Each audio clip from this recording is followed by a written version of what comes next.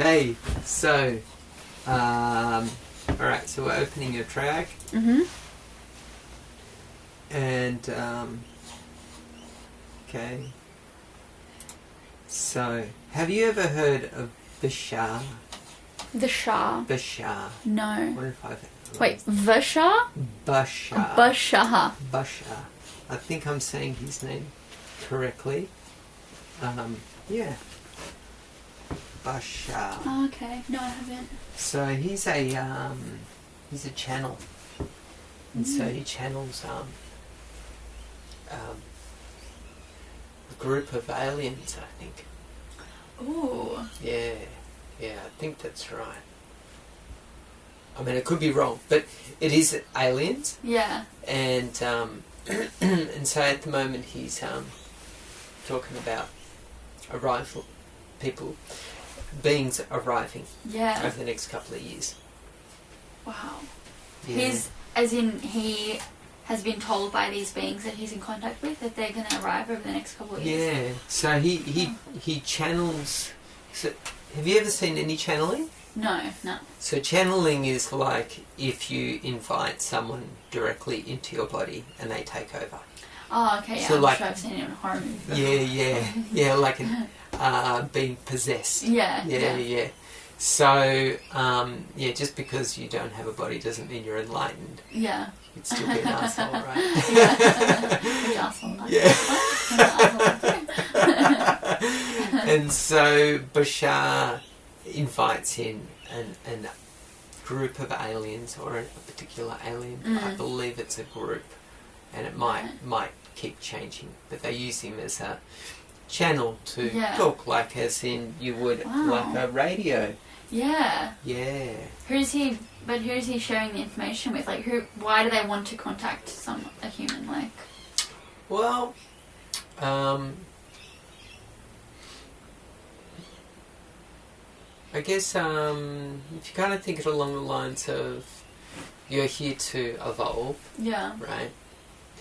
And you've set out, in your, say, pre-life, what you wanted to experience during this life. This would be the thing that you wanted to experience. Oh, so he set out to do this. Well, no, you set it out.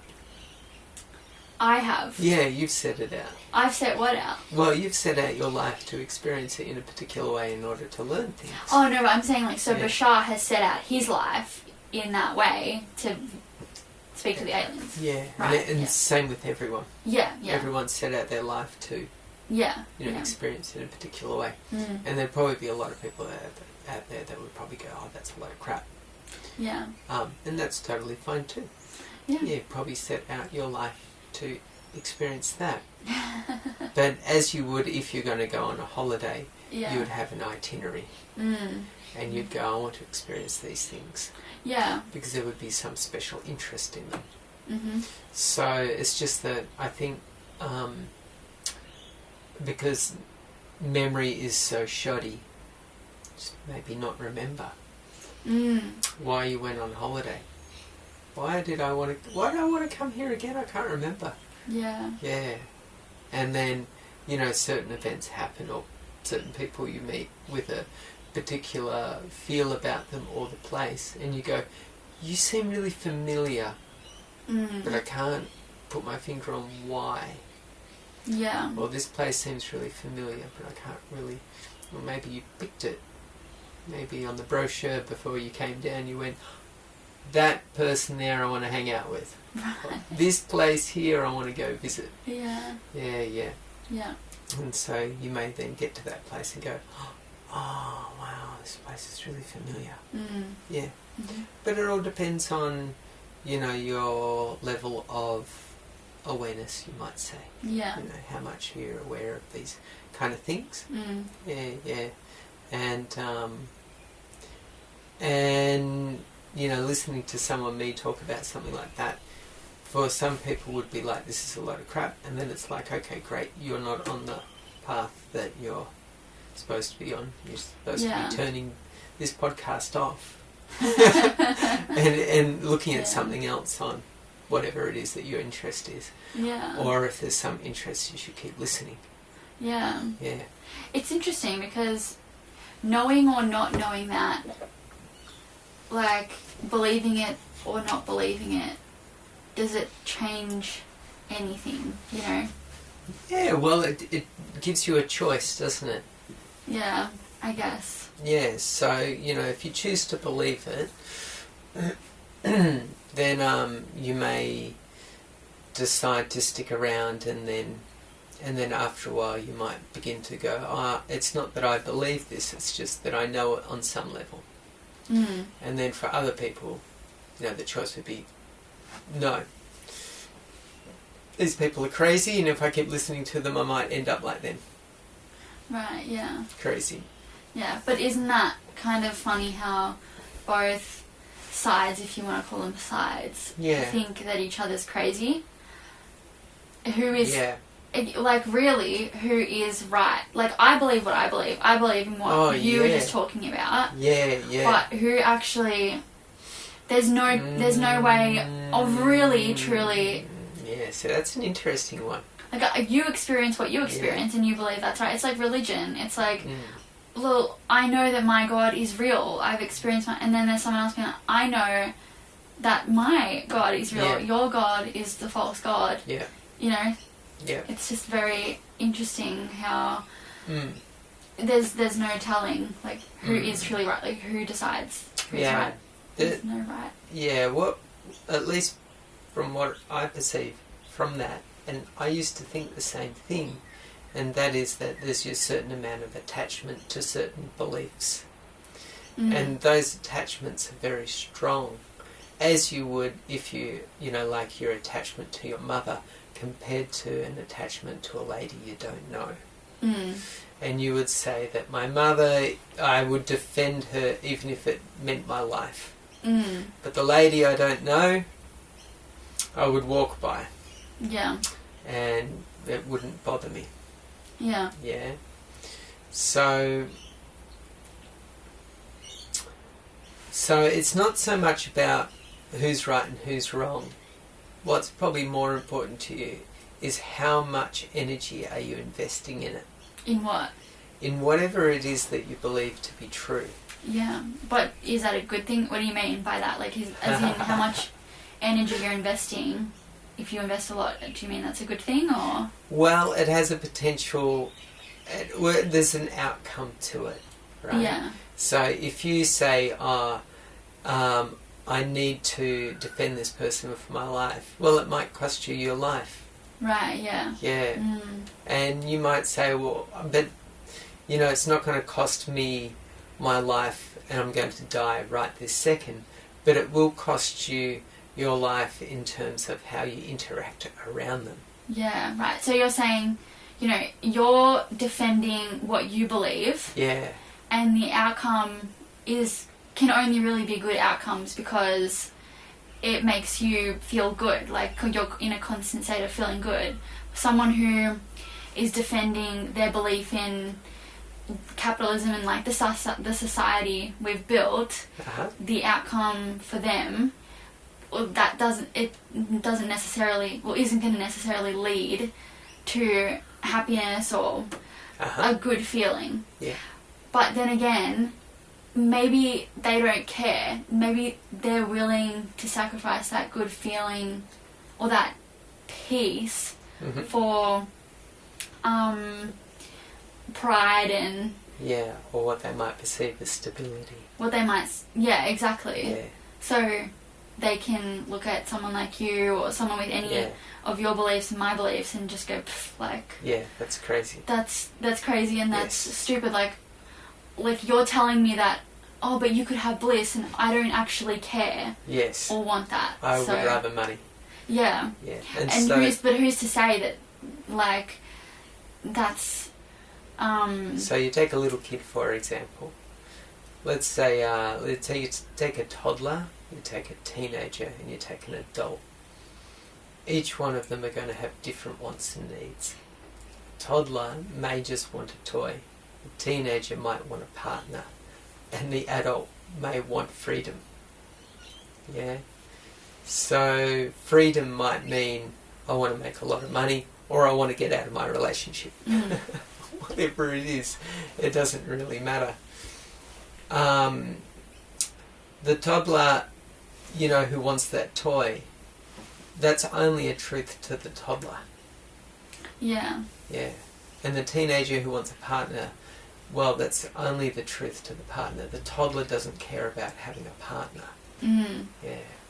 And the adult who wants to escape their job or their partner would not relate to the toddler, or maybe even the teenager. Yeah. They might want to escape from school, but they may desire a job because it makes them feel important in some way. Yeah. So you go through all of these, you might say, hoops or trials in order to lead to something that you think will make you happy. Yeah. Yeah, the toddler thinks they'll be happy once they get the toy. Yeah. The teenager is convinced they're happy if they get the partner of their dreams. Yeah. And the same with the adult. Yeah. They're all essentially looking for the same thing, but their truth, you might say, is different, even though it's all centred around the same thing. Yeah, so they don't know that what they're looking for is actually bliss. Yeah. And when they get whatever they were pining for and they don't feel that, they can go on maybe masquerading that it doesn't matter because I feel a little bit better at least that I got this thing, and now I've got something else that I want to go and get. Yeah, well, usually what happens is that the incessant noise in the head stops for a small amount of time, and you feel satisfied for a small amount of time. I feel like that's only like maybe 10 minutes. Yeah. Like literally 5 or 10 minutes. Yeah, and then you hold it in your hand, and you go, oh yeah, this is mine. Yeah. And you go, ah, and then you look at it and you play with it, and then you go, I don't know, it's not as great as what I thought. Maybe it's becoming boring. Yeah. And so you label it, it goes from the label of desire to the label of boring. And then you stick it on the shelf, and then you stick it in the drawer, and then you stick it in the bin. and that's what people do, right? Yeah. What everyone does. Yeah. Yeah. Oh, I got this trophy. Great. It means now I'm the captain of the whatever, or I'm the one who won, this game, blah, blah, blah. Yeah. I stick it on the shelf, and then I jump around with joy for a bit, and I get to show everyone. And then after a while, it doesn't mean anything, it goes to the drawer. Yeah. And then after a while, it means absolutely nothing, it goes to the bin. Yeah. I completely agree with that. I just find it really... when I start thinking about my beliefs in terms of, they're superior and they're better. Yeah. And I'm going to be happier than these people who are pining for this, whilst I'm literally just trying to... get a bigger goal or whatever. I'm just trying to pine for peace. There's this feeling inside of me that's like, who cares kind of thing, because I shouldn't be worrying about what the other people are doing or I shouldn't be trying to convince anyone of anything. And it's so easy to fall into, I need to help people, I need to convince people to see this point of view so they can understand that whatever they're pining for, it's not what they're actually looking for. Like, they're not going to be happy. That's right. Because they might look at the way I'm going or the way you've gone and think, that's stupid, I don't want that. And even though they don't know what they don't know, it kind of makes you feel... So there's the thing of the Bible basher, right? Yeah. Nothing against Christians, but that's just the common way of saying it, the Bible basher. Yeah. And that is that the person who will, go out onto the streets and preach. And that might work for some people, and it might push other people away. generally what I experienced is that you go through a period of being excited about something, and then you tell everyone, and then after a while you realise that not everyone's excited about it. No one really cares. Yeah, but there are a couple of people who actually are looking for it, and they will find you. And yeah, they will find you. You won't have to even really do much, but they'll find you. Mm-hmm. Yeah. Think of it a little bit like this. If you go into a crowd of people and there's one person in the crowd who looks like they've got it together, and if you're looking for that, you'll probably be attracted to them. You'll find them in the crowd. Mm. Yeah. Even though if the crowd is really big, eventually you'll find them. Yeah. Because you'll keep walking around the crowd going, nope, nope, nope, not them, no, not them. And then eventually you'll see something shiny and you go, it's you. Yeah. Yeah. Yeah. Yeah. And then that person won't have to be doing anything. In fact, if that person was, preaching, you'd probably go, no, I'm not sure if it's you. Right. Because the person who preaches, not always the case. Not always the case. But sometimes that person who's preaching may be afraid that if they don't get the word out, no one will know. Yeah. I also feel like a lot of people who preach are trying to save themselves. Yeah, and they're just trying to speak to themselves. Yep. Really, they're trying to convince themselves. Yep. Rather than convince anyone else. Yep. Yeah, it all depends. You have to spend a bit of time with someone to, figure out what have you got. Yeah. But at the same time, I feel like I'm learning not that I ever have, but not to look for anyone or anything. Yeah. Just the point I was getting to before was just to focus purely on yourself in a selfless kind of way, if that makes sense. You're not focused on your ego. No. You're just focused on the life you lead. Yeah. And how to be better yourself. Yeah, you only need to better one person. Yeah. And that's yourself. You try and better other people, it ends up turning into a manipulation. Yeah. Yeah. That's just the way it is. Yeah. And it's the good intentions of what's that? Good intentions, the path to hell. Oh, yeah. Yeah. So, you set these good intentions for other people around you, thinking, I can see you suffering, I need to help you, and there's a good chance that all you do is annoy them. Yeah. Well, the other thing is everyone has their own set of moral ideologies. No one person has got the same set of morals. Yeah.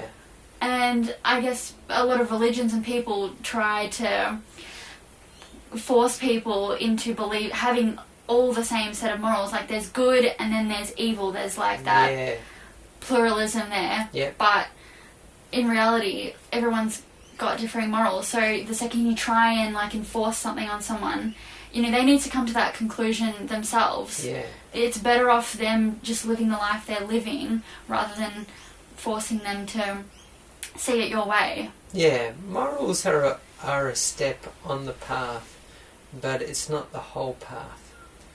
So you might think of it like morals are a little bit like diet. And, morals are a good way to quieten your mind. If you're going to steal something, after a while you're going to be thinking about it, right? And then you're going to go, should I have done that? And you'll start questioning it, and rah. If you go and cheat on someone, same thing will happen. Yeah. So it's the same thing if you overeat. After a while it upset your tummy, and then you'll be groaning, and then I can't settle myself. So morals are a step, but it's not the complete path. Because, a moral can backfire. You can you can overdo it. Yeah. And then you can start running around pointing your finger at other people saying, oh, you're not living by the rules. And then after a while you become, righteous, but not in a good way. Yeah, and you'll always end up contradicting yourself. Yeah. Because you'll learn something new, or be in a position where you have to tell a white lie.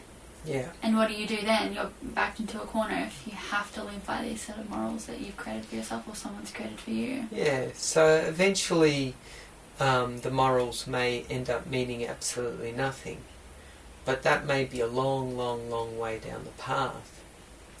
But to begin with, might be a necessary step, as with diet and exercise, it might be a necessary step to clean you up, get your mind focused. Yeah, but if you don't have any morals, then you could just kill someone. Like, what do you mean? Like, it's just a step, and then towards the end they may mean nothing. Like, is that a good thing? No, it's just a thing. It's not necessarily a good or a bad thing, because that's still a part of morals. Yeah. Maybe a better way to think of it is we have chaos and non-chaos. Yeah. So that is chaos. So if you don't have a set of morals, I guess it is chaos. But then at the same time, are you more highly evolved if you're like, well, morals are just made up? Well, yeah, morals are made up. Yeah. But, essentially morals, they're there to calm down your mind. They're quiet your mind. Yeah. Yeah. And so if you've got chaos happening, you've got chaos in your mind. There's no governing. Yeah. There's nothing to govern anything. Yeah. It's probably put more like this. Let's say if you saw a bit of roadkill on the side of the road. Right, and if you're with morals, on the first step of the path, and you're playing with morals, you might say, "Oh, that's so sad," and people shouldn't be killing animals, and that might all be so, yeah, but it's probably an accident. Yeah.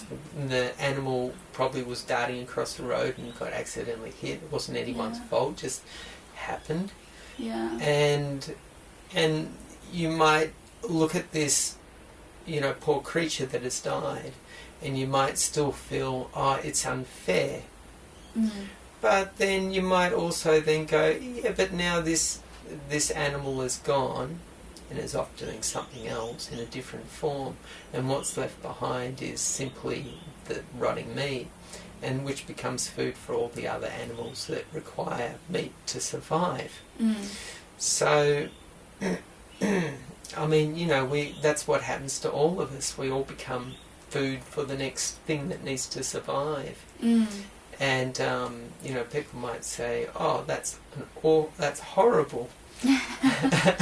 But that just is, though. That just is, that's just a fact of physical existence. Yeah. So you don't have to look at that as good or bad. That's just the cycle of life. It's just all it is. Yeah, I like to think of climate change that way.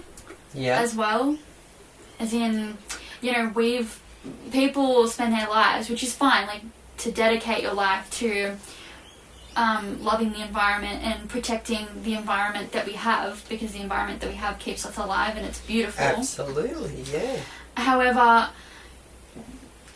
the change that's occurring is natural. Although we call it like it's human change, we are a part of the ecosystem, and this is what we've done. Just as ants will uproot sand in the ground.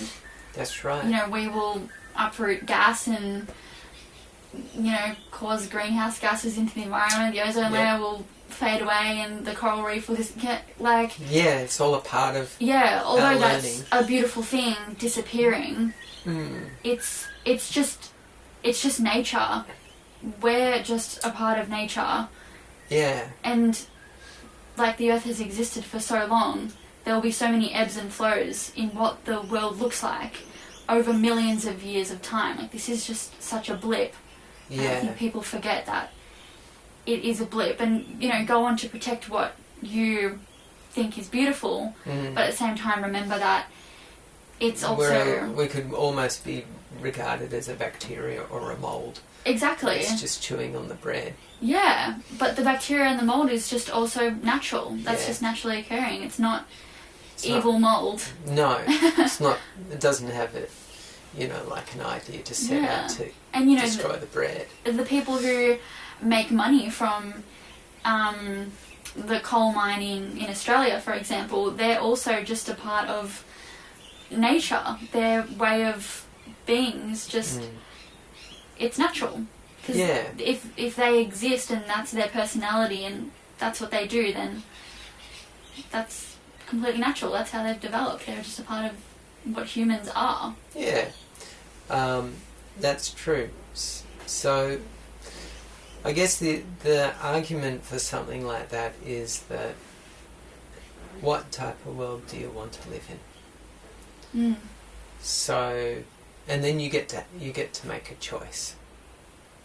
And like if there's a tiger that lives next door, and you've just had a baby, do you want to live next to the tiger, or do you just decide, well, I could kill the tiger, or I could move, and then you've got a choice.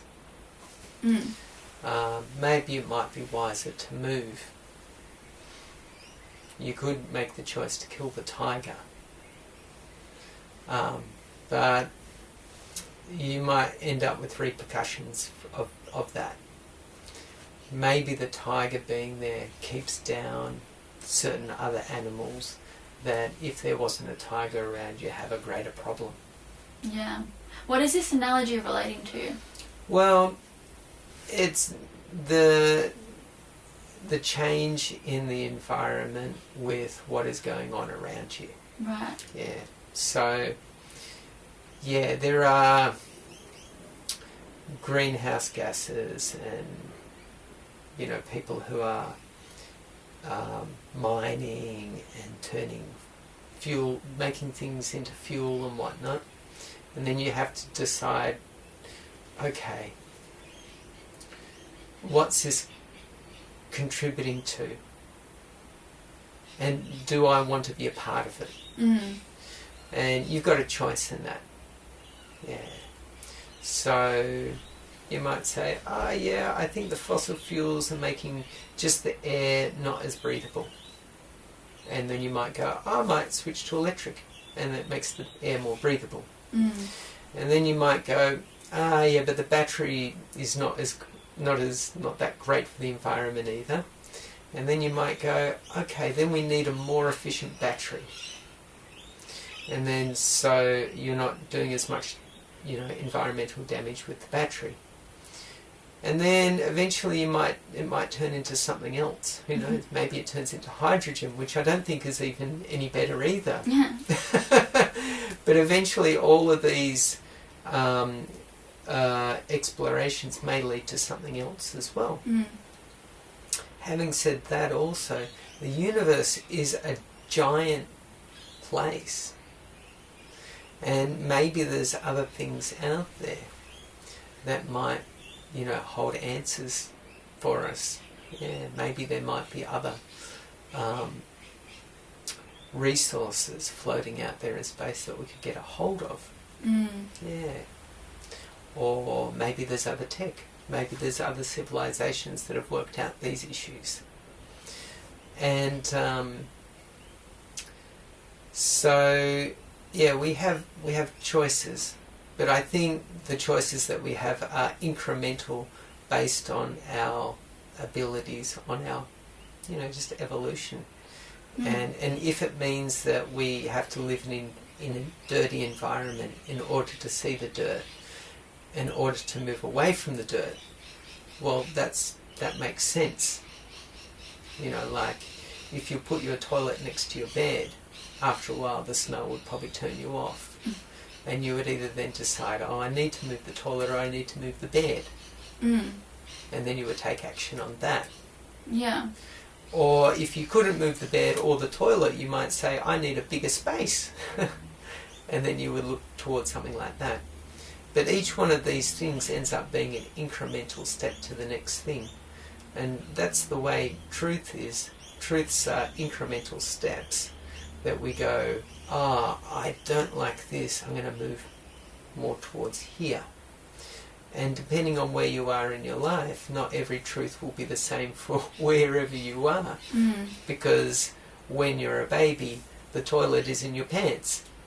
It's called a nappy. And of course that's right in your bed. And then as you grow up, it turns into a potty, and maybe the potty is under the bed. It's a little bit further away. Yeah. And then as you get older, depending on where you live, you may even have a bed pan. Yeah. And then that eventually, then maybe that might turn into an ensuite. And then eventually that might turn into a house where the toilet is down the hallway. I hate talking about toilets.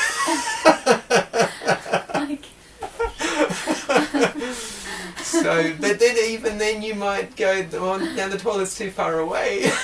The toilet. Then you might like it closer to the bed again. Which eventually leads to old age, and then you might need pads because you can't get to the toilet quick enough. That's the end of the analogy. That's the end of it. Yeah. So it's all incremental depending on where you are. Yeah. Yeah. So I think truth keeps changing. I don't think people might say, that's true. Yeah. Who's right and who's wrong? Yeah. Like if someone stole some money, who stole it? Yeah. Yeah. I mean, because the universe is constantly evolving. There's constantly new ideas and new lessons being learnt. Yeah. And things that we don't even know being understood. Yeah. So our opinions change, and truth, whatever truth is, changes. So truth, as at least from what I experience, is that as you become more and more relaxed about things, then truth doesn't matter so much. Yeah, truth doesn't matter so much. I mean, sure, if I jump off the roof of my house, I'm pretty guaranteed I'll break my ankle. Or some part of me. And but I don't have to shake my fist at people and say, don't jump off the roof or you'll break an ankle, and that's the truth of it. No, I can just go, that's true. That's true. I think we just probably think, like, as humans, we spend too much time thinking about ourselves. Well, I think we probably are too easily riled. Yeah, I just think there's like a cult within ourselves where we just worship ourselves and our opinions, and it drives us mad because we're constantly trying to search for what is the truth, what is the answer, like in tiny little things like arguments that we've had, who's right, who's wrong. Just spending too much time, I spend too much time thinking about myself, Yeah, well, see, what happens is that the mind is always looking for a answer to a problem that the mind has started. So, a simple one is, what is the meaning of life? Well, that question arises, but where does it arise from? So it arises from the mind, and then the mind spends the rest of the time trying to solve it. Or another one is, I can't fathom for all eternity. So how can things just go on forever and ever and ever and ever and ever and ever and ever? I guess for me that is like crazy as well, because then when did it start? I think that's what gets me. So if it keeps on going forever, then when did it start? Yeah, so if you think about start, the start is still a mental concept. Yeah. So does there need to be, like any answer will do. Yeah. Any answer will do. Anything that shuts up the mind is the answer. Yeah, I guess that you just got to think of everything as a circle. Yeah. Everything is a circle. Yeah. essentially the way you want to think of it is like when you get what we call an earworm. You know what an earworm is? Oh, I think of like songs as earworms. Yeah, that's right. You get a song in your head, and the song's going around and around and around, and ultimately, after you've had your fun with the song, what do you want it to do? Shut up. Yeah, you want it to shut up. Yeah, and that's what your mind is doing. Yeah. So you're wanting your mind to shut up, and what's happening is that you're just sitting there peacefully, whatever, enjoying yourself, and then a song pops into your mind, whatever, maybe it's a Madonna song, I don't know. Or maybe it's a Cyndi Lauper song, who knows? Maybe it's a Prince song, it doesn't matter, this melody starts up and starts going around and around. And then, you might say, oh, now it turns into a problem, I want it to shut up. Or, I want to know what the full lyrics are to the song. Or, what is this melody from? Yeah, and it's causing agitation, activity. And then, depending on, where you're at with all this, it might turn into like almost physical pain, like it's frustrating me. And then you almost feel this rush of energy, like, if I don't figure this out, it's going to drive me bananas.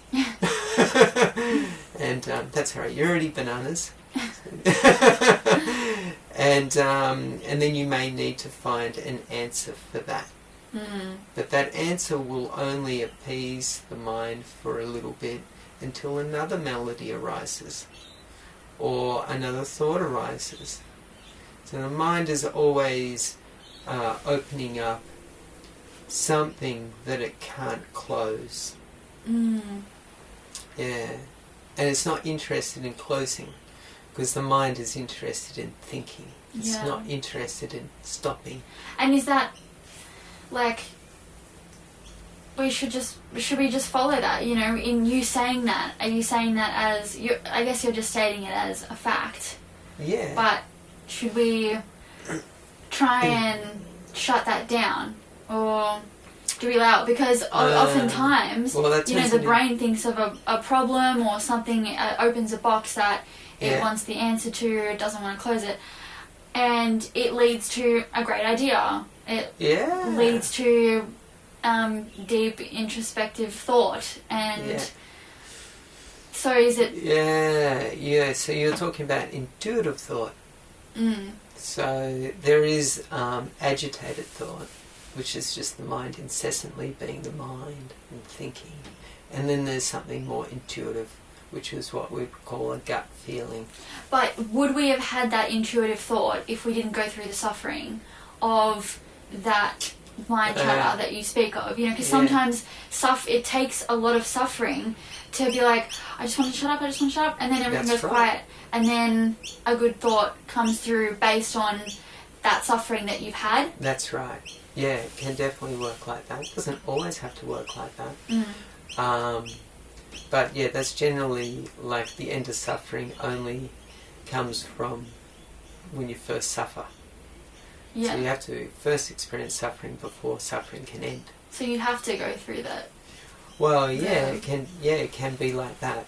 But it doesn't mean that everyone's born exactly like that. You might be lucky and born with no suffering and never experience it, but you'd have to be pretty lucky. You've probably lived like 1,000 lives. Yeah, I think already. You'd come down as a master. And so that's possible. I don't know if I've met anyone like that. Yeah. I would probably suspect that there's probably someone out there like that. Yeah. I mean, I know people who just seem to go about life like, oh, it's so easy, like, just live it, like, you know what I mean? Like, what's the issue?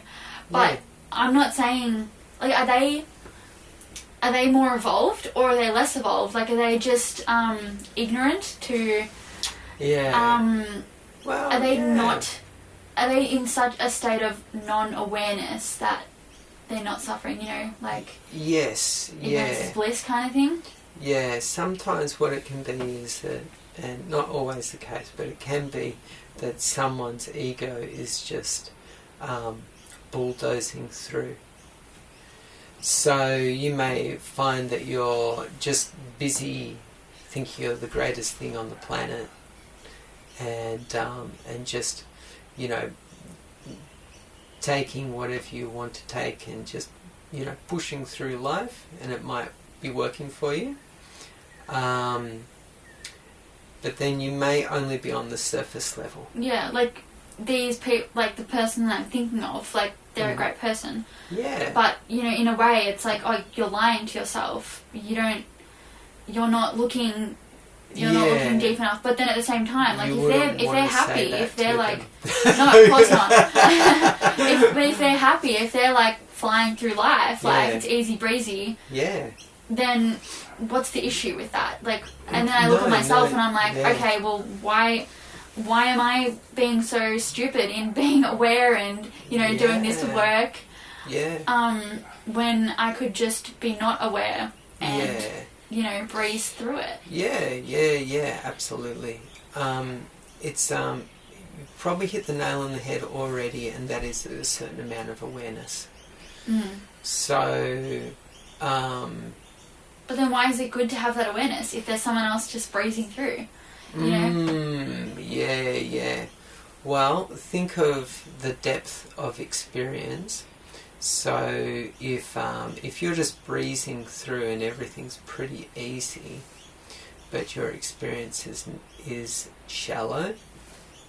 So let's say, for example, you're enjoying the physical comforts of things, and you know, enjoying food, and you're enjoying, I don't know, your bed, and you're enjoying watching TV, and, you know, just enjoying things, whatever. Yeah. But then if your experience is only surface level, then once those things are taken away, you might find yourself feeling quite agitated. Right, yeah, okay, I see. There are things that placate this person. Yeah, you know, so it's a bit like a drug. Yeah, right. People are generally happy if they're drunk. Yeah. Not always the case. Some people are miserable drunks. But you might say, oh, everything's pretty good. I'd get drunk. And that seems to medicate my unhappiness. And then I can get back to my work on Monday and I just breeze through, and then the weekend comes around and I get drunk again. And it's pretty good. And I can do that over and over and over and feel pretty good about my life. And that may work. But if the alcohol dries up, you know, if after a while you start to get, you know, liver problems, or you start to become too dependent on alcohol, you might go, okay, it looks like maybe I need to give up the alcohol. Yeah, so there's a dependency that you need to have if you're ignorant and not aware. Yeah. Not ignorant. I'm not saying ignorant in a not stupid. In a mean way. I'm just saying, like, just naturally, like, you just not aware of it. Not aware of it. Yeah. Much like, you know, sometimes you might say to someone, oh, what did you dream of last night? And they go, oh, I don't have dreams. Yes. Oh, that's great. I asked that question to a nanny this morning. Yeah. I love asking that question. Yeah. But some people are like, no, I don't dream. Yeah. So, like, what? Yeah, so... I haven't had a dream in years. Yeah. I mean, it might be possible maybe they don't, but there's a good chance that they just don't remember. Yeah.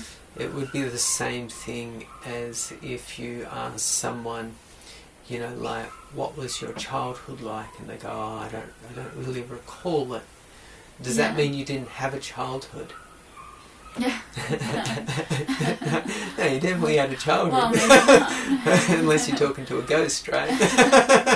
You know, if you're thinking about Eckhart Tolle's explanation of time, you know, he's saying that the past and the future, they both don't exist. The past doesn't exist just as, you know, the future doesn't exist. That's right. So your childhood is really just now... It's maybe non-existent. It's non-existent. But, you know, physically you did have a childhood. Yeah, it did, So I think what Eckhart Tolle talks about there is you have an emotional memory and an emotional imagination, and then you have a chronological. Oh, yeah, he does speak of chronological time. So chronological time meaning that we all agreed today's Tuesday. Yeah. And the time is 10:49. Yeah. Chronologically, time exists like that. We can agree on it. Yeah. It doesn't mean that the birds and the worms and the dogs and the cats and the bees and the trees all go, oh yes, it's 10:49. I don't think they care. And then you might have an emotional, attachment to time and say, oh, that's when my cat died at 10, oh, now it's 10:50. And on this date last year my cat died, and so whenever it gets to this date and this time I remember it and I cry because I loved my cat and now it's gone. Yeah. But that's an emotional time. That's probably not serving you. Yeah. And it's probably a good idea to allow that to dissolve and let it go. That doesn't mean that you don't have to forget about your cat. You don't have to learn about, learn from the lessons that were taught to you. Yeah. Through some way or another during that time. That's right. Right. But you don't have to hold on to time like a scar. Yeah. I guess that's I think about that part of his teaching the most, about letting go of the past in terms of the memories and the things that have happened, because now they're not real. But my issue with that is that everyone else believes it's real. You know what I mean? Everyone else remembers it. If you let go, other people are also... dredge it up. Other people can dredge it up. Other people remember whenever they want. You don't have full access. You're not the only person with access to this memory that you want to let go. A way in which I guess I think about it is that, say you come across someone who's sleepwalking, and in their dream they're pretty certain that they're having an argument with someone, and they're arguing with the wall. They're just standing there and they're shaking their fist at the wall and they're arguing. You would look at the person with a kind of curiosity and you'd go, oh yeah, look at you. You're arguing with the wall. Okay, so and you really believe it. Well, that's cool. I'm not going to tell you that you're wrong, because you might get a fright if I wake you up, and then you might feel quite embarrassed. So I'm not going to go over and shake you and say, snap out of it, wake up, stop being an idiot. You're just asleep, go to bed. No, you'd probably gently guide them in a way that they could begin to realise, oh, I'm fast asleep. But what's that in relation to, like, how does that analogy... Yeah, how does that... Yeah, with what you're talking about. Well, let's say if someone comes to you and says, oh, I'm so angry at this person. Yeah. They slighted me yesterday and I can't believe they did it to me. That sounds like a classical movie. I was slighted yesterday and I'm vexed. Yeah. And I must get justice. Otherwise I can't possibly stop thinking about it. Well, you can stop thinking about it, and you can drop it, and you can forget about it. It's all possible. Yeah. It is possible. Yeah. But what happens because of the emotional attachment to whatever it is that you feel that you've lost, whether you've lost the argument or you've lost, what you feel is the right to be right about something, which, you've been pointed out that maybe actually you've been wrong. Yeah. And you don't want to admit you've been wrong when you're totally convinced that, no, I'm 100% right, I've been believing this for years, I can't possibly be wrong. Yeah. If I'm wrong about this, it means I'll be so embarrassed because I've told so many other people about what the truth is. Yeah. I guess the thing for me personally is that I bring other people into it in terms of I can let go of the memory, but I can't let go of the fact that other people can remember it, is because I get very embarrassed very easily. Yes. Like, it's just built into me. Yeah. Like, for example, when I was probably 2 or 3, I don't really have a memory of it, but because other people have heard about it, I have that memory built in. I was like at SeaWorld or something. Yeah. and I was just walking, and I walked straight into a big pillar. Right, okay. And I bumped into it and I fell back, I hit my head, and I started crying. Yeah. And like there were a bunch of people around, and you know my mum and dad were like, ooh, laughing a little bit, but then came to like comfort me. The reason why I was crying was not because I was hurt, it was because I was so embarrassed. And I could not get over the embarrassment. And this is like age, whenever I could stop, I started walking pretty much, you know? For sure. Yeah. So that's just that you have an ego that feels as though it's been bruised. Right, yeah. Yeah. And because there's a lot of pain wrapped up in it, the ego swooped in to somehow mitigate this embarrassment. This shouldn't have happened. Yeah. So, but it happened. But you can rewrite how you perceive that which happened. To give you a good example, I remember this funny story of one time I was on a swing and my dad was pushing me on a swing, and I was probably in my, let's say I was about 10 or 11. Yeah. We were up the park, I was at the swing, and I jumped up the swing and I landed in this big, fresh, wet dog poo. Oh no, more poo. Yeah. and it wasn't just on my leg, it was actually all over my ass. Oh. So it was very bad. Yeah. It was about as bad as it bad. could get. Yeah.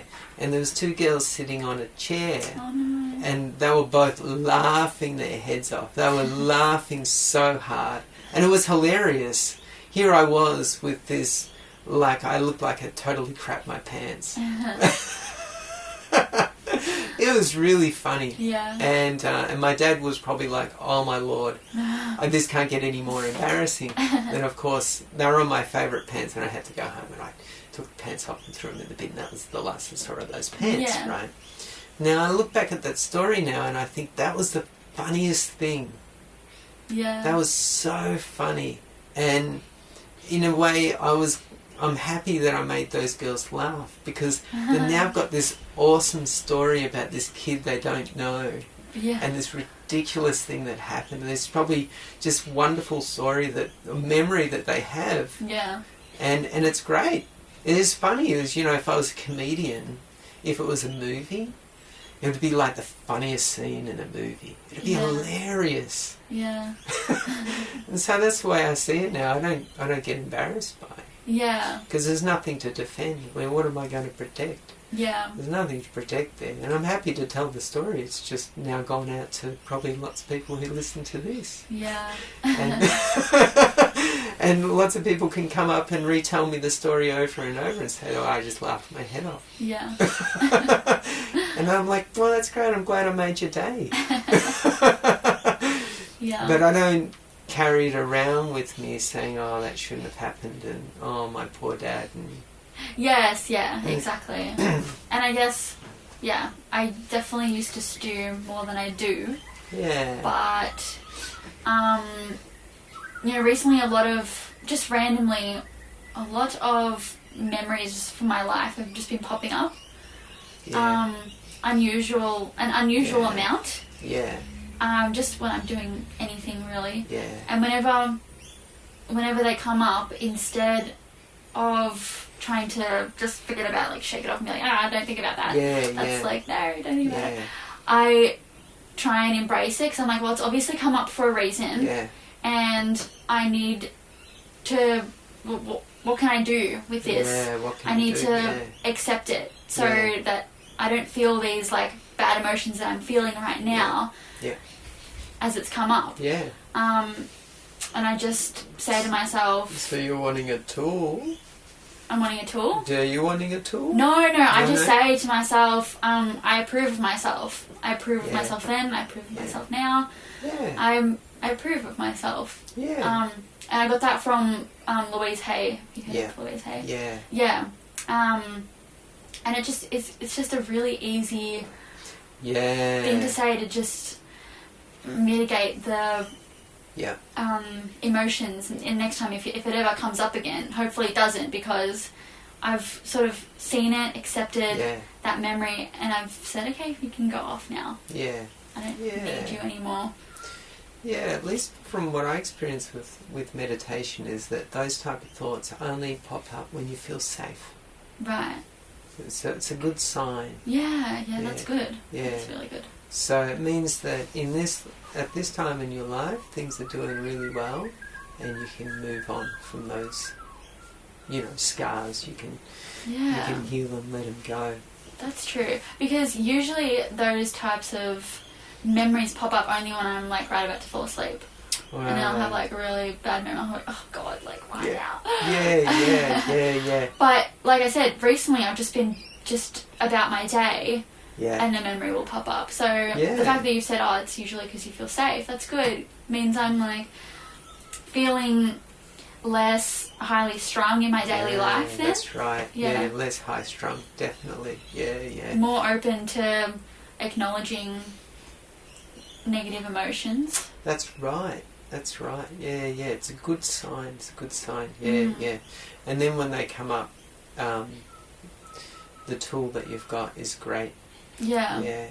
So the tool I like is just to look at it, and you can become just aware of whatever the feeling that arises. Mm-hmm. You just go, oh yeah, wow, look at that anger. Yeah, I try and do that. Yeah, it's so uncomfortable. Wow. Or, oh wow, excruciating pain. I do that whenever I hurt myself. Ever since you told me that, every time I hurt myself, I'm like, wow, like this is so painful. Yeah, excruciating. Oh, wow. It's horrible. Yeah. And you just look at it in a sense of wonder, like, wow, I can't believe it.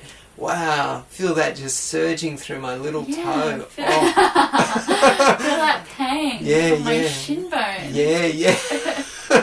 Did I kick that toe bar yet again? Oh no, on the edge of the couch. Yeah. Stop it again. Yeah, it is can be a fascinating experience. I remember a little while ago I got stung by a bee on my forehead. Oh no. And that was excruciating. Really? Was it a bee or a wasp? It was a bee. The worst. Yeah, it was a bee. It wasn't a wasp. It was, and then it just kept throbbing. Really? Yeah, it kept going and going. Wow. And you could just, like, for hours, wow, this is crazy pain. Yeah.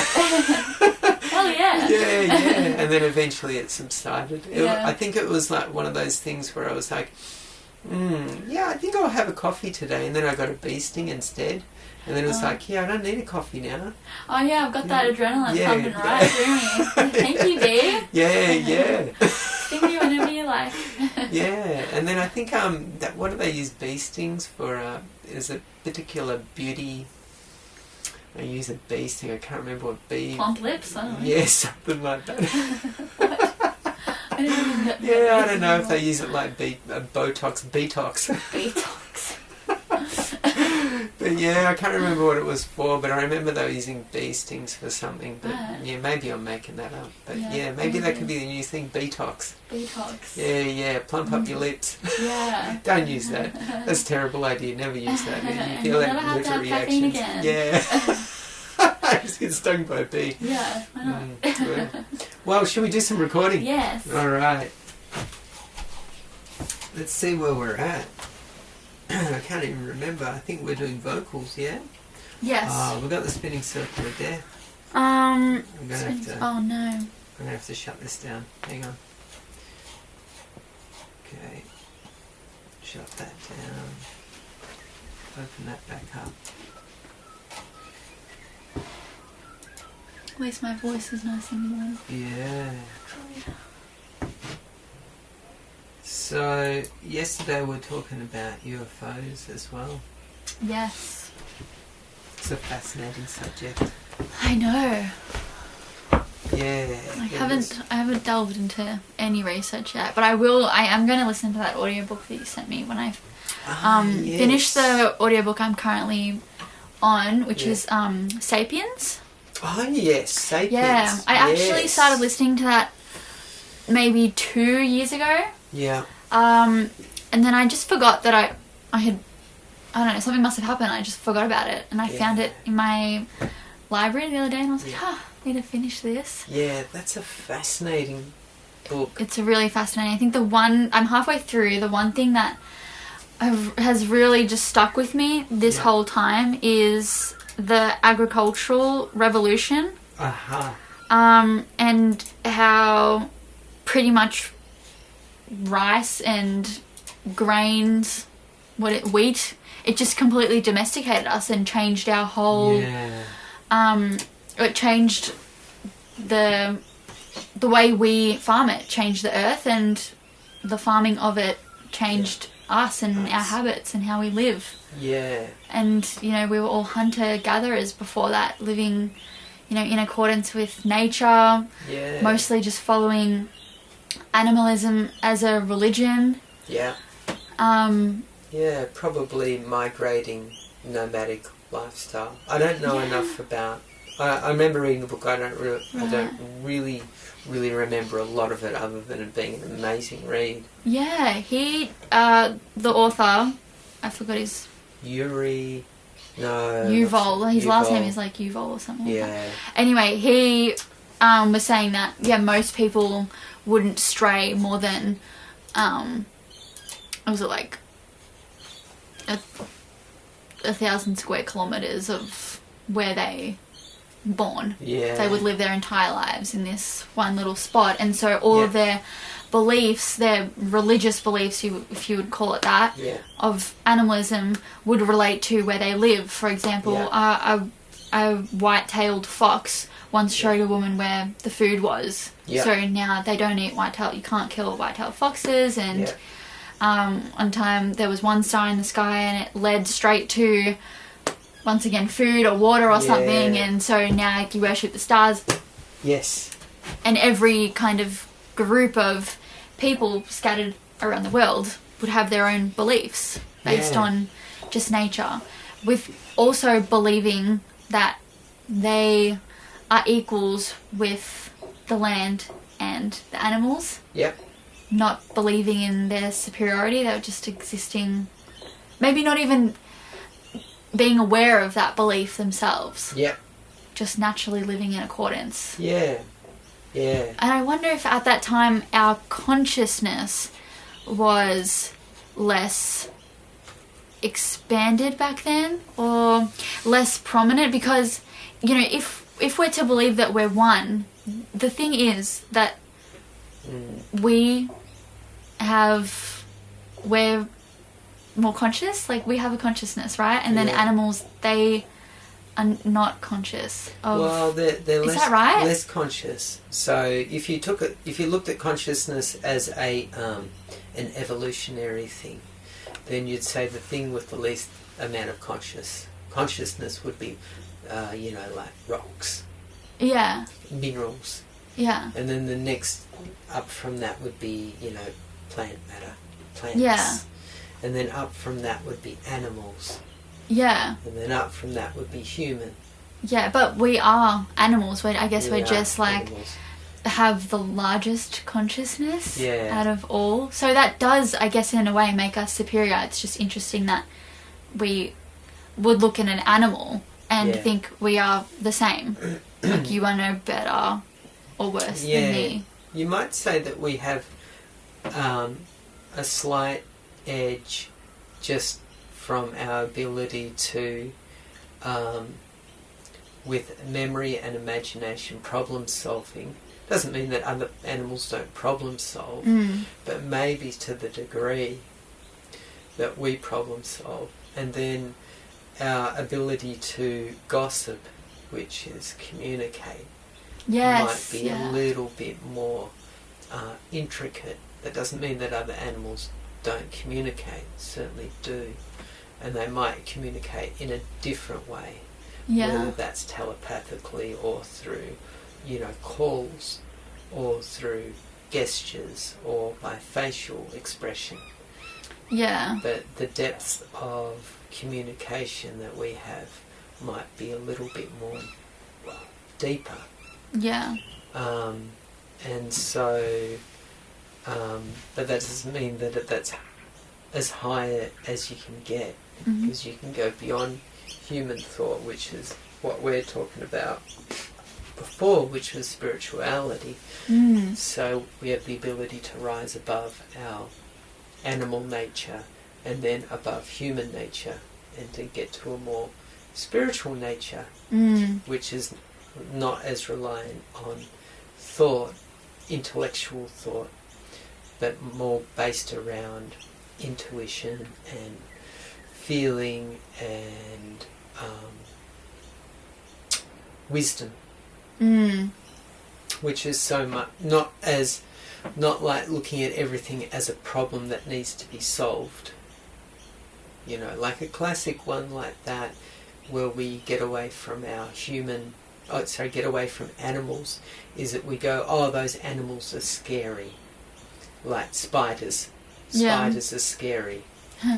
Well, are the spiders scary, or are they merely look ugly, you know, to whoever says that the spider is scary? Well, I think we probably believe spiders are scary because many of them are dangerous. Well, they can And then bite. so now, because most people don't have the knowledge on the dangerous spiders and the non-dangerous spiders, and all spiders are scary. Scary, yeah. And obviously the fact that they look like that adds to the scariness, you know, because they're like furry and crawly and fast. So, yeah.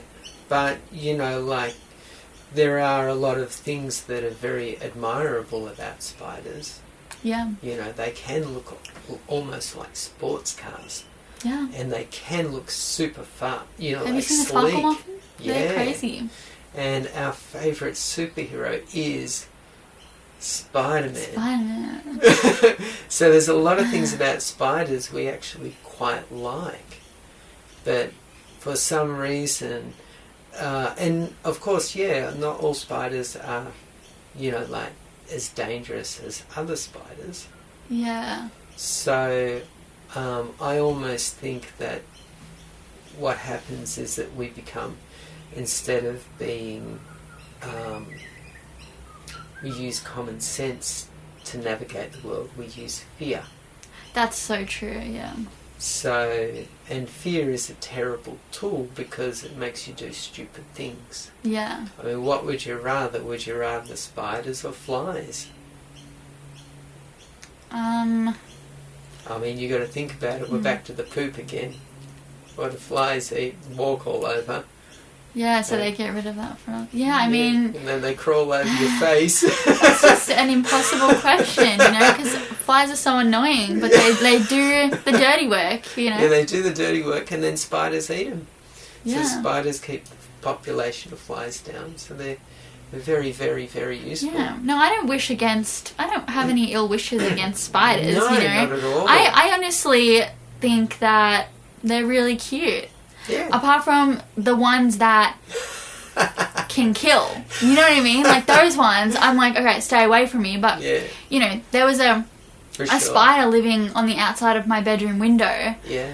And he'd made a little web in the corner. Yeah.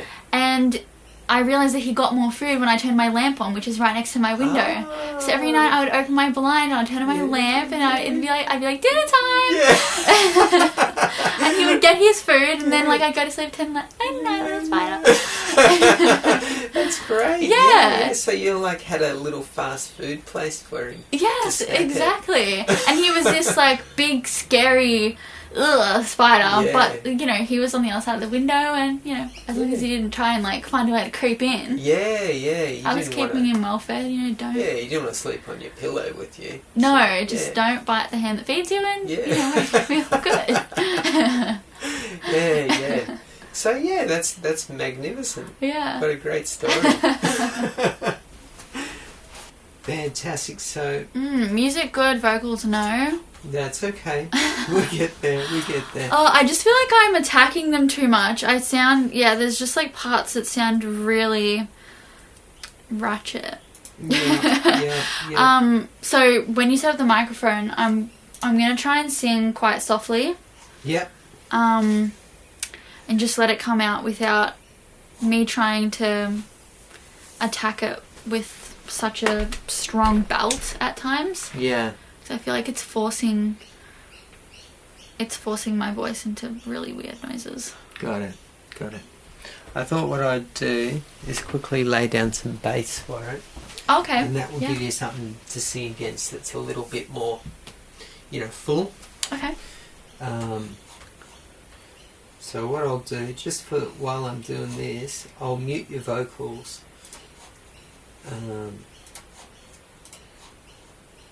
Maybe I won't.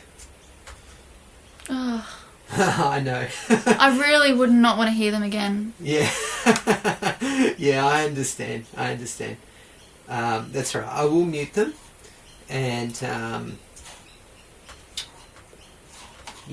I'll just put down some bass against the synth and the other drums. I just don't want to ruin the song with, my voice. No, you won't. No. I don't want to... I feel like it's a really fun song, but if it comes out and there's just, these moments that are just not pleasant to hear, then the song is just unlistenable too. Got it. Yeah. No, definitely not. We're not going to go down that path.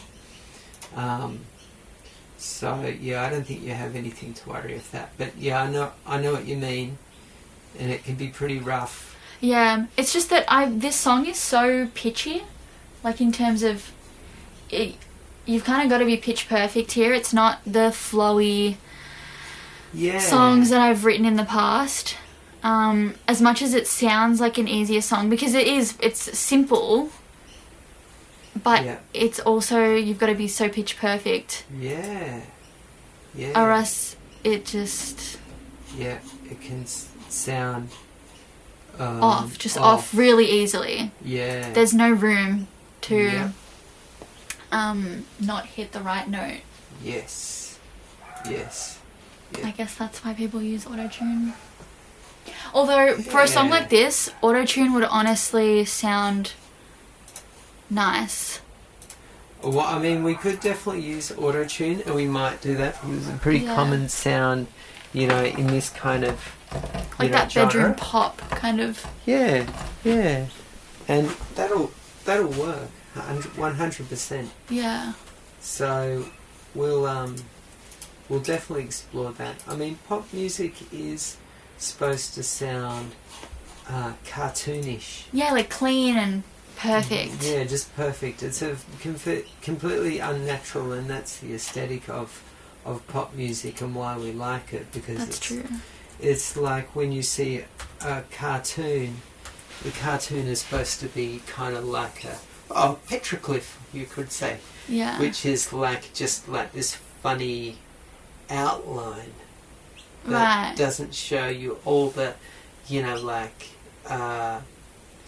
small detail as we see in physical. Yeah, every movement is how you would do that movement in the perfect way. Yeah. Without any kind of glitch. Yeah. Yeah, that's right. I feel like with my other songs, I've been happy with a lot of... Not happy with all of them, definitely not. I still listen to all of my songs, and there's moments where I'm like, oh God, why did I? Yeah, why? For sure. But also there's other moments where it's no, that imperfection in my voice is nice and it's fitting for the song. Yeah. But this genre, I feel like does not reward vocals that are off key. Sure, for sure. Yeah. I'm the same with my own vocals. I get very self-conscious when... Well, I used to get very self-conscious. I don't get so self-conscious anymore. I don't care as much.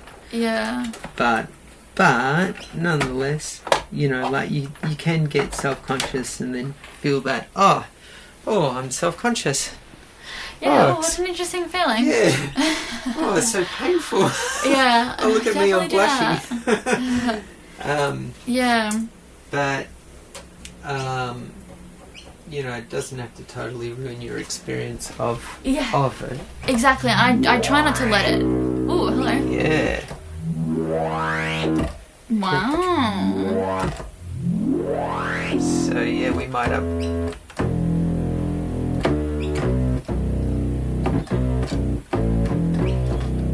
That could be interesting.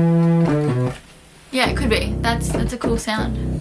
Yeah, we'll find the right one.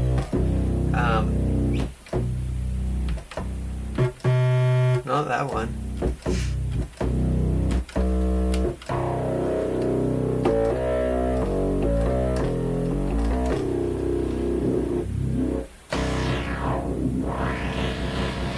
Oh yeah, very squelchy. And it's just popping out a little bit much. Pop it down a little bit.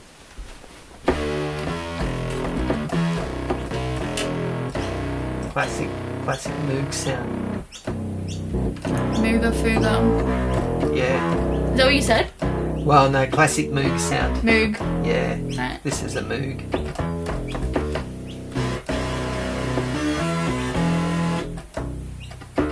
Where did I get that word from then? The Mooga Fuga. Oh, it is just there. down there, those Oh, pedals. yeah. Yeah.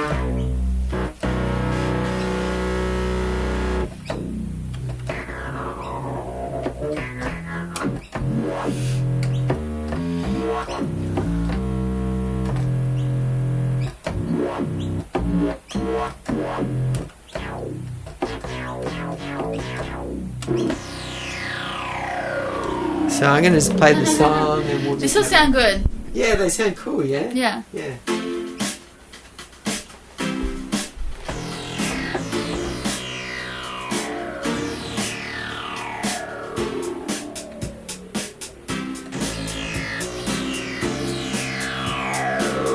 This is so something the magnetic fields would use. Yeah. I feel like they literally have a song with this.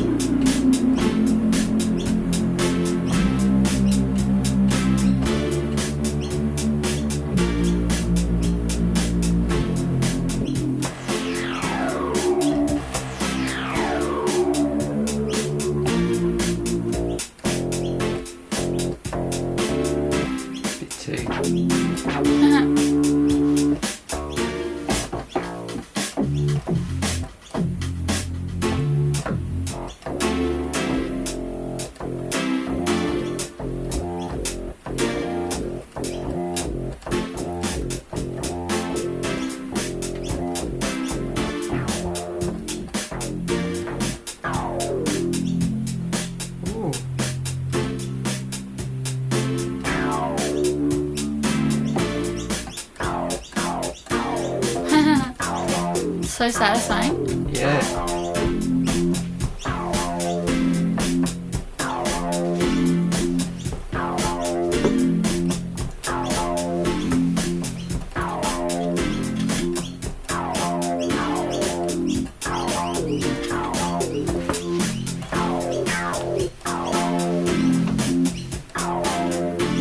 Very out of space.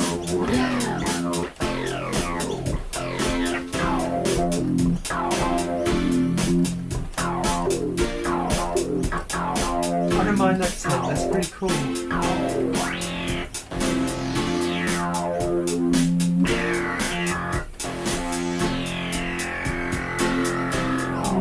Yeah? I like it.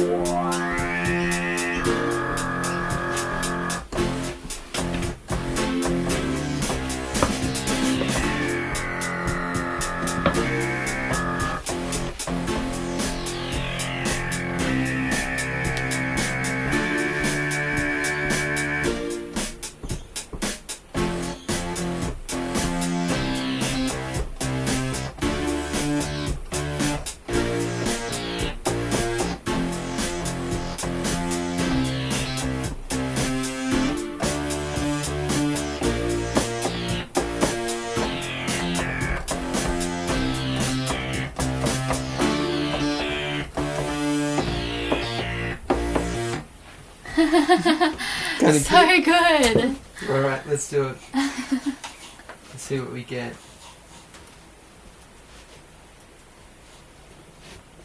Now, where's it going to begin?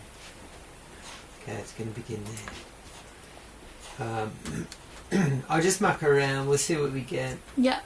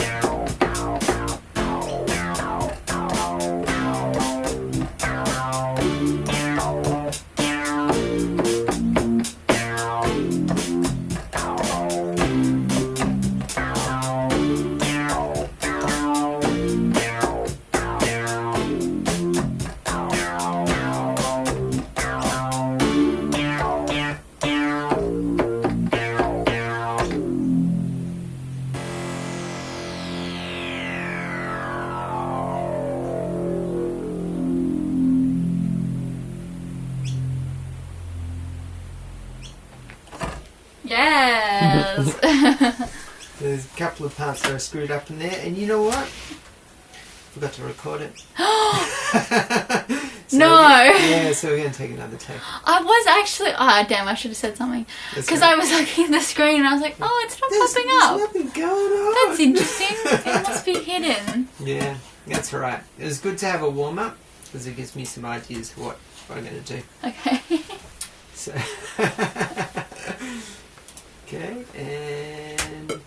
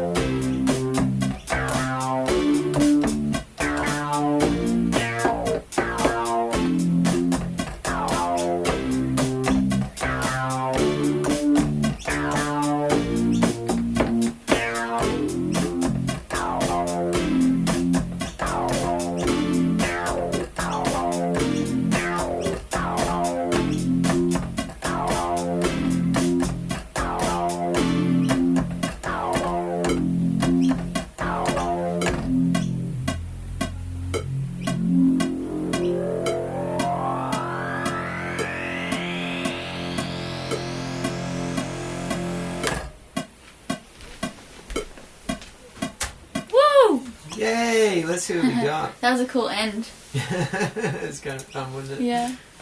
Alright, now let's see.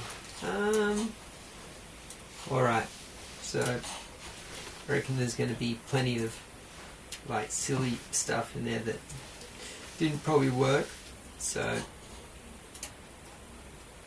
we just have to find the best parts and chop them up, move them around. Although, you know, having said that, I remember one time I did a bass line that I was like, yeah, that was a bit crap. And then I listened back to it and went, oh, damn, I nailed it. Yeah. So, I don't know. I mean, it sounded good to my ear. It was really catchy. I like that. It's kind of cute. Okay, so let's, I know this first part's too long. I wonder where... Oh, yeah, okay, cool.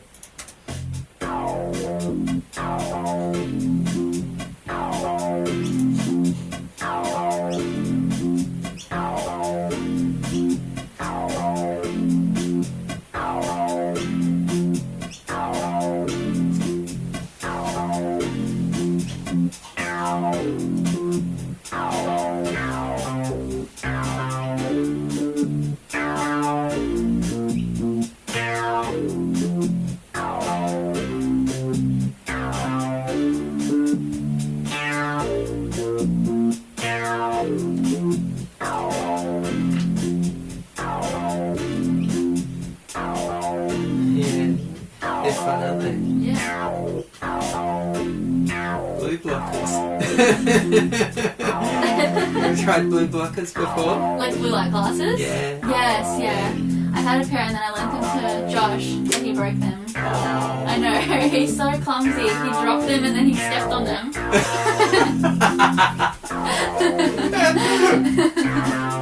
That's hilarious. I know.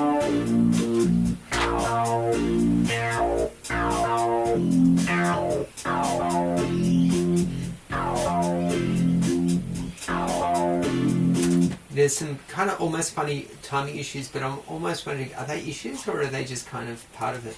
They might be just part of it. Yeah, I almost think part of it. Yeah. I'm going to pull this down a little bit. Like my voice is an issue, but it's just part of it. Yeah, it's part of it. That's right.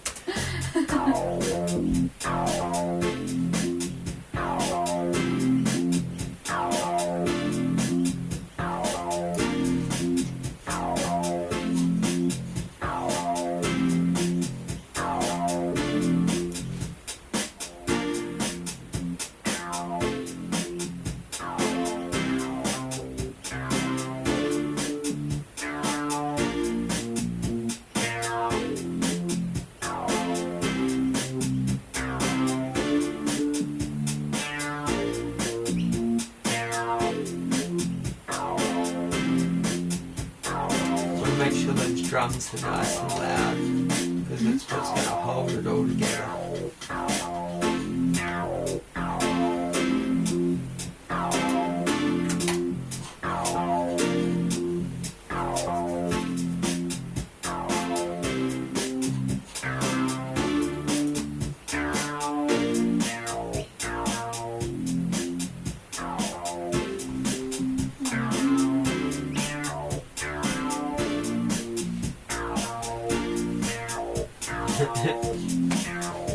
Yeah, it's so robotic, isn't it?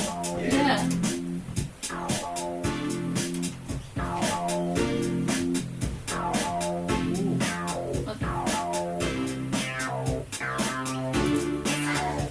Wait.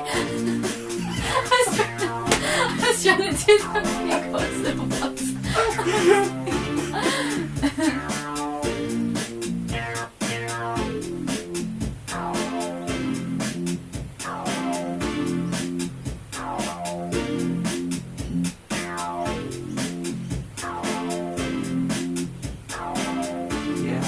I think that sounds pretty good.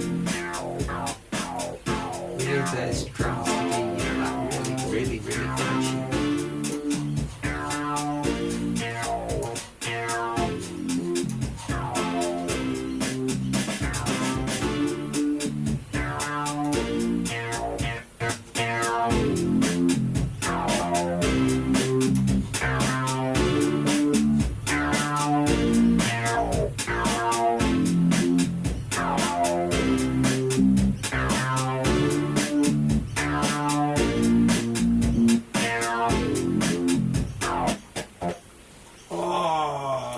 just died at the last moment. Yeah, that'll work.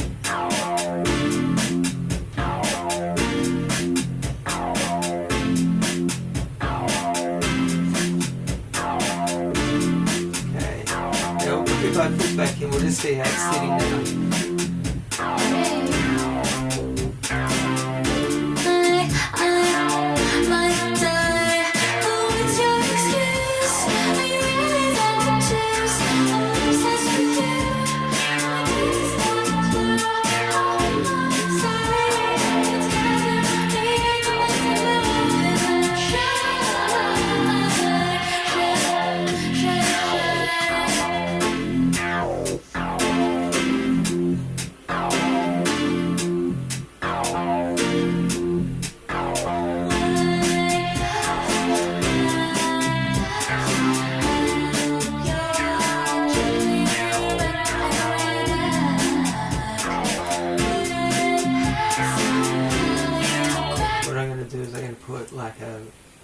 An effect on your voice. We're going to see what it does.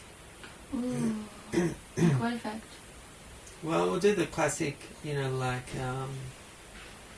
what's it called? Pitch correction. Oh, nice. So we're going to sound a little bit more robotic here. Yes, we want robot. Let's see. We're going to go to this whole song is giving robot. Anyway. Yeah, it's total robot, yeah. There we go. I think that's the one we want. Yeah, here we go.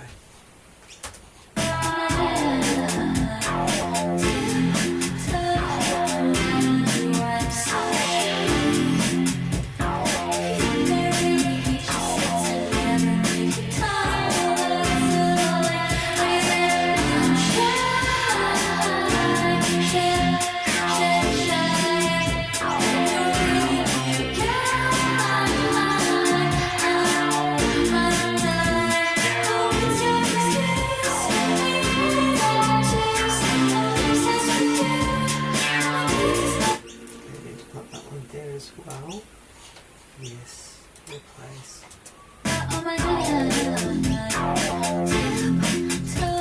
Around you, I'm so shy. If you think I really hate you since I never gave you time, well, that's all. Yeah, I know. Don't worry. Okay. Tight correction. Tight. We want that. Yeah. Tight. Tight correction. Yeah. Quantized preset and scale. Yes. No. Yeah. Okay, let's see. And we're in the key of F as well, so we need to put that in F.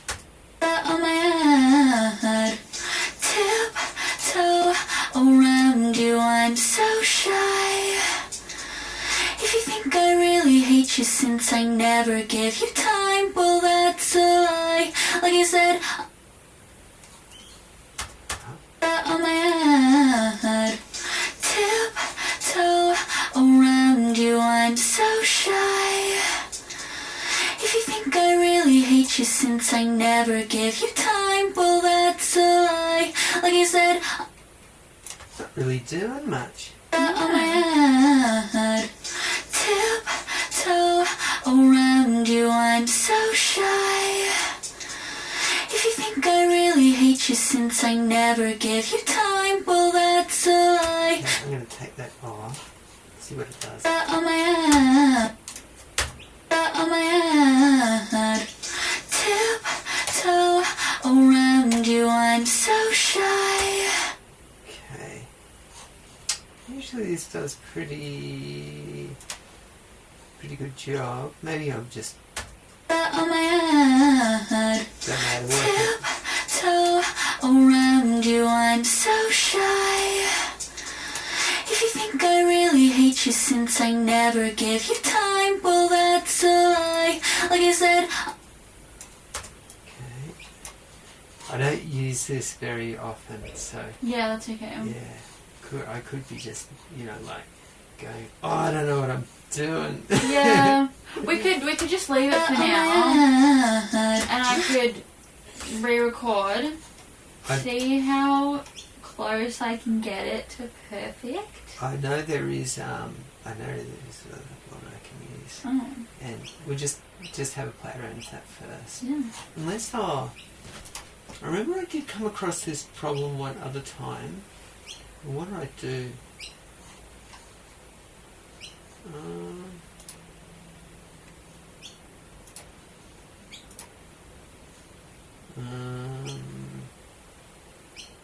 No, I'll go to this other idea because I know this will work, but it might sound too robot. Okay. But like I said, I'm happy if it has that kind of phone sound as well. Like, so if it can be distorted. Like, I'm happy for it to sound like very easily do that. Very easily do that.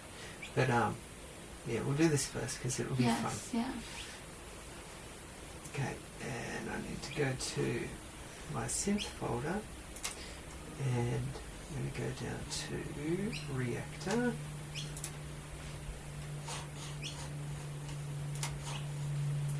This off.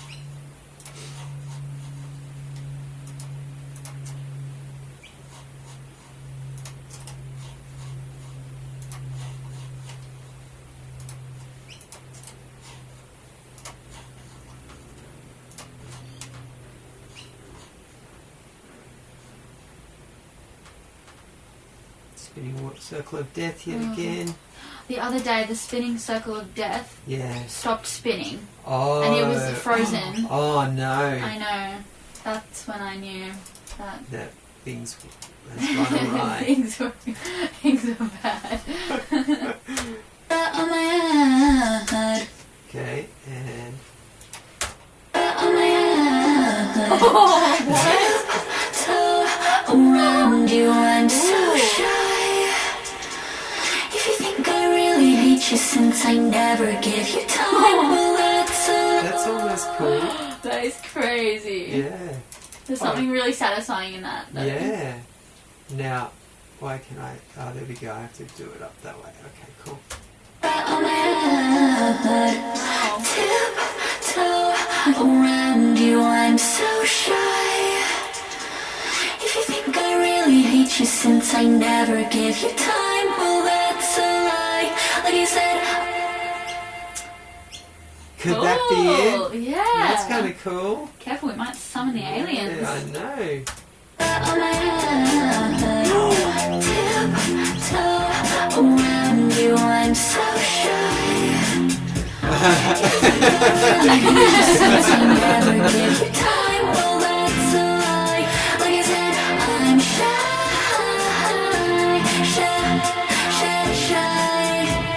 You're really cute, girl. Yeah,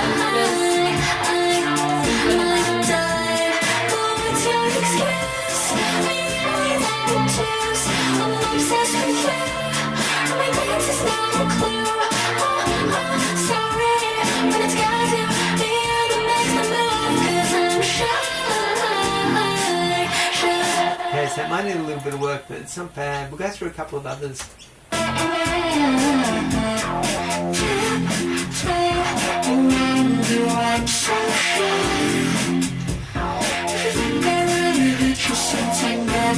That's creepy.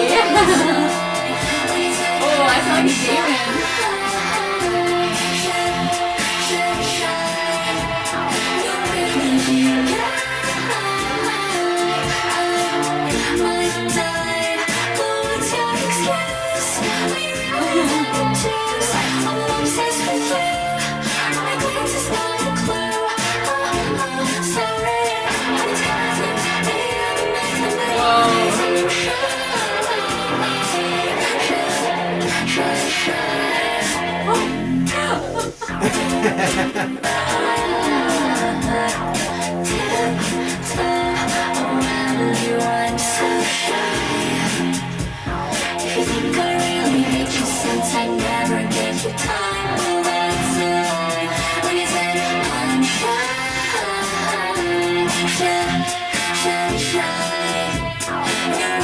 Why is there a second voice?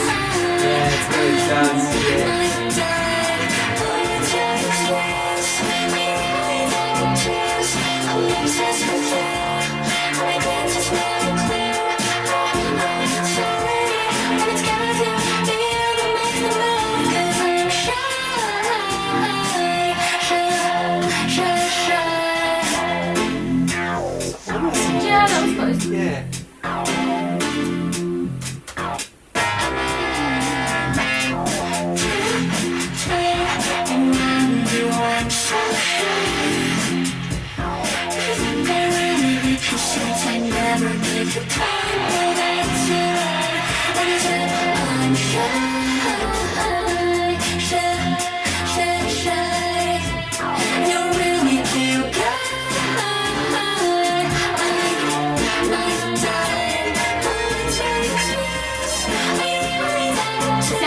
brain at 3 a.m.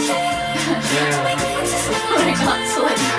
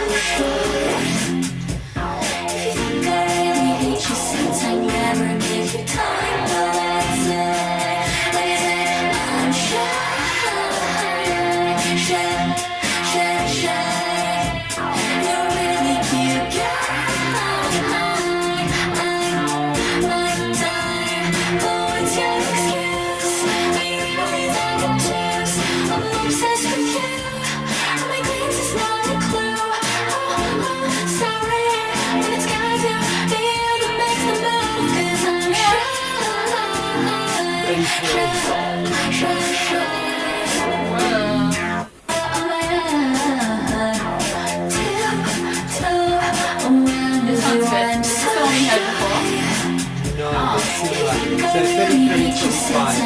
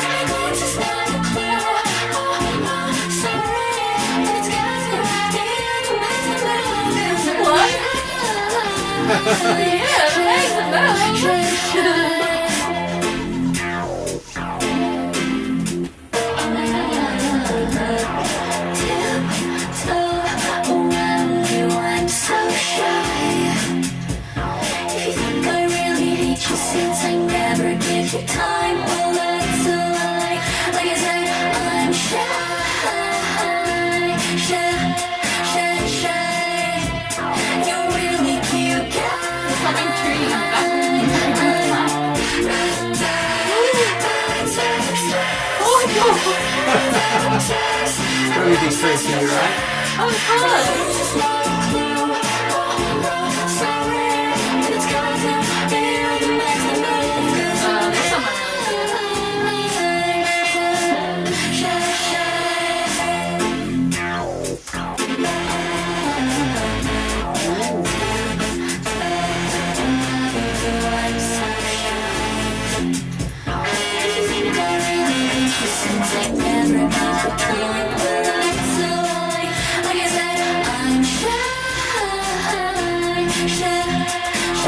So 33 and 35. yeah. There was also we'll go and look at that a little bit later, Tiptoe around you, I'm so shy. If you think I really hate you since I never give you time, well that's a lie. Like I said, I'm shy.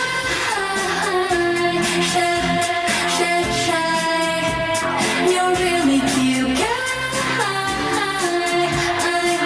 I might die. Oh, what's your excuse? Are you really that obtuse? I'm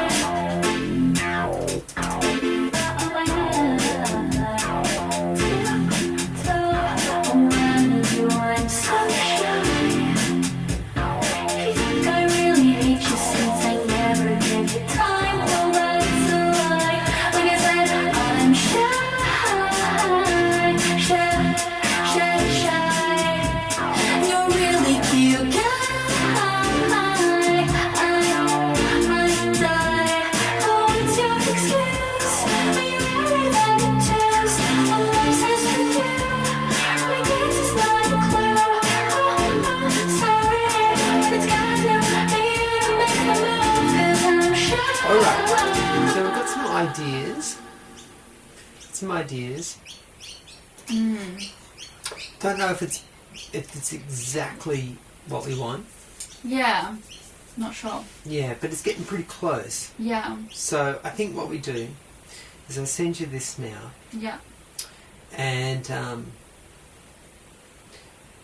then the next step is I think we need to refine the vocals. I think the bass will do for the moment. The bass is good. Yeah, I might need to do some kind of moving some things around. I'll need to have a closer listen with your vocals, I think, during the week. Yeah. Just to make sure that all the bass parts are in the right spot. Yeah. Because, yeah, I've got a feeling I know what to do during the verses and the choruses. But I've got to make sure that I actually nailed it when I record it. Right, okay, yeah. I've got a feeling that I may have put some of the verses in some of the choruses. Oh, okay, yeah. Okay. I just got to make sure I did the right thing. Yeah. So we've both got some re-recording to do. Yeah. And then with the vocals, the effect is pretty good. There's parts that sound really good. Yeah. And then there are parts that sound demonic. Yeah, not so good. So we need to find the right effect. Yeah. I've got some other options with the vocals, and I'll have a look at the auto-tune to see if I can get it to do that classic, bending sound. Yeah, instead of adding like 3,000... Yeah. Well, it sounds like my whole lineage is singing about being shy. Yeah. All ages of this incarnation are shy. Yeah. So, I'll fix that. Okay. And, But yeah, hopefully when I re-record my vocals, I can get it to a sound where I don't feel like I'm like reliant on the auto-tune to make it actually like sound what I'm after. For sure. Even though the auto-tune will sound good, like that is a aspect on its own. Yeah, enhance the song. Yeah, the auto-tune will really lock in your pitch. Yeah. Like it's really going to lock in the pitch. But, and with that it will probably change the inflections of how you do things as well. Right. Yeah, like instead of you going up to note, like, it'll go, right, okay. Yeah, and that's what gives it that kind of angular, yeah, where you hear in that Cher song. What is it? Classic Cher song. Do you believe in love after love? Yeah. So yeah, apparently that was, I think, the first song that was really showcasing auto-tune as a like jit effect. Right, yeah, to enhance the song. Yeah, and then it took off from there. Yeah, because I love the sound of auto-tune. Yeah. It's so satisfying. Yeah. So, yeah, I'll have a play around with that because that's the right plugin, but for whatever reason, I haven't used it in a long time. I'm pretty sure I don't know what I'm doing. I'll do that, and yeah, it should all be good. Cool. Amazing. All right, that's it for today. Yay. And we're going to turn off this guy. See you guys. Bye.